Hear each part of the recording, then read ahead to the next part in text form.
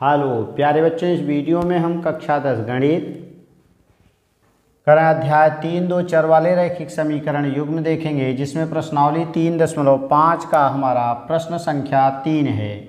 इसके पीछे के वीडियो में हमने प्रश्न संख्या 2 तक देखा। अब यहाँ हम 3 देखेंगे। करा निम्न रैखिक समीकरणों की युग्म को प्रतिस्थापन एवं वज्र गुणनखंड विधि से हल कीजिए।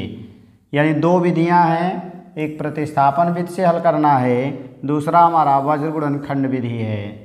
किस विधि को आप अधिक उपयुक्त मानते हैं, ये आपको देखना है। तो यहाँ पर हमारा दो समीकरण दिया गया है, तो पहले आ जाएंगे हम, यानी प्रतिस्थापन विधि से हल करेंगे। तो हम लिखेंगे यहाँ प्रतिस्थापन विधि। तो प्रतिस्थापन विधि के लिए हमें क्या मिलेगा, दिया है 8x + 5y बराबर 9 है।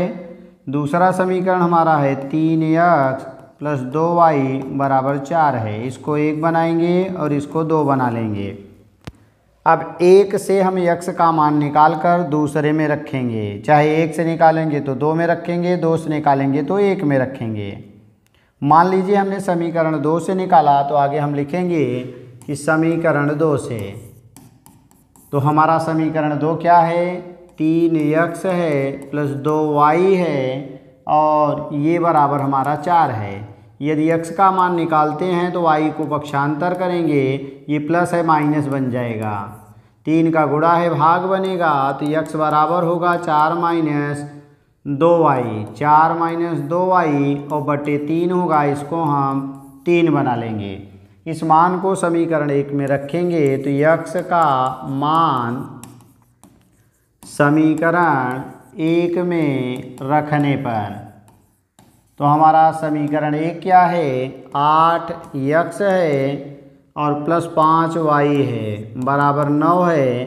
तो 8 × x का मान 4 - 2y बटे 3 होगा प्लस 5y होगा बराबर 9 होगा।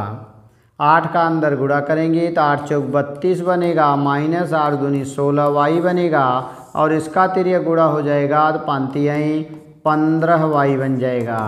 और 3 का गुणा 9 में भी होगा, क्योंकि पूरे बटे 3 रहेगा। 9 में गुणा करेंगे 9 × 3 = 27 बन जाएगा। अब यहाँ आ जाएंगे तो 32, इस दोनों में से माइनस ज़्यादा है, 16 में से 15 घटेगा, तो यानी 1y बचेगा बराबर 27 हो गया। ये जाएगा प्लस बनेगा और ये आएगा माइनस बनेगा, यानी मिला क्या, y बराबर 32 - 27। तो 12 में से 7 घटाएंगे तो 5, यानी y बराबर हमें 5 मिल गया है। अब इस y के मान को हम समीकरण 3 में रखेंगे, तो बनेगा कि y का मान समीकरण 3 में रखने पर, तो हमारा समीकरण 3 क्या है, समीकरण 3 है x बराबर 4 - 2y और बटे 3 था, तो 4 - 2 × y और y का मान हमें 5 मिला है, तो यहाँ 5 रख देंगे और बटे 3 हो जाएगा। तो 4 - 5 दूनी 10 होगा और 10 में से 4 घटाएंगे तो -6 बचेगा। 3 दूनी 6 - 2 हो गया।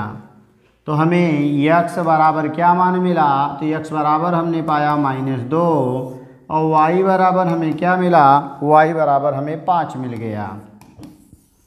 यदि हम चेक करना चाहें हमने जो हल किया वो सही है कि नहीं, तो यहाँ रख सकते हैं। x का मान -2 रखेंगे तो 8 दूनी 16 - 16 होगा और 5 × 5 = 25 होगा प्लस और 9 आ जाएगा। यहाँ रखेंगे 3 दूनी 6 माइनस होगा और 5 दूनी 10 होगा, 10 में से 6 घटाएंगे 4 आ जाएगा। ये भी इसका मतलब सही है। ये तो हमारा था प्रतिस्थापन विधि। अब हमें लगाना है वज्र गुणनखंड विधि से इन दोनों समीकरणों को हल करना है। तो आइए चलते हैं, वज्र गुणनखंड विधि से इसको हल करते हैं।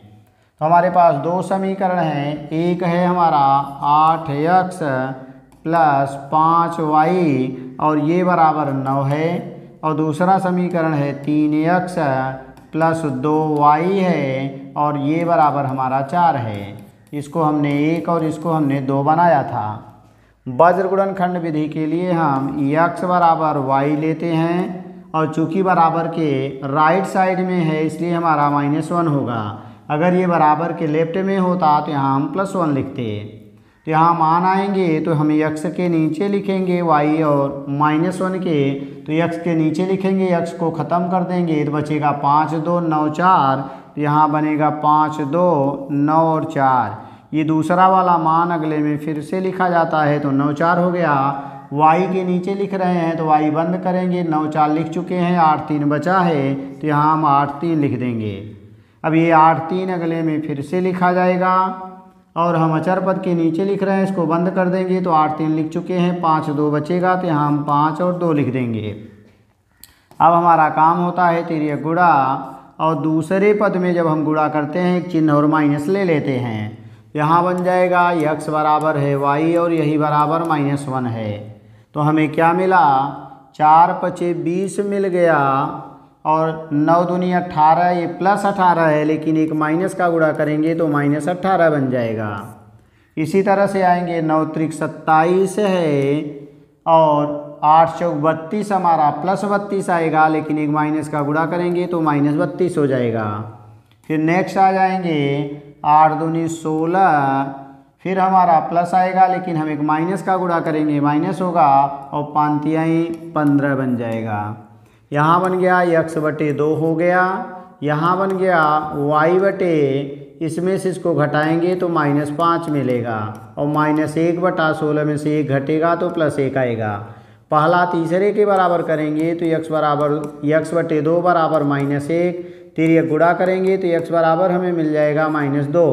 दूसरा तीसरे के बराबर करेंगे तो y/-5 बराबर होगा -1, तिर्यक गुणा कर देंगे तो y बराबर +5 आ जाएगा। हमारा आंसर मिला x बराबर -2 और y बराबर हमें 5 मिला, और यही हमने प्रतिस्थापन विधि में भी पाया था। तो इस तरह से दोनों विधियां आपको बताई गई। आपको कमेंट करके बताना है इन दोनों विधियों में से कौन सी विधि आपको सबसे अच्छी लगी। तो थैंक्स फॉर वॉचिंग।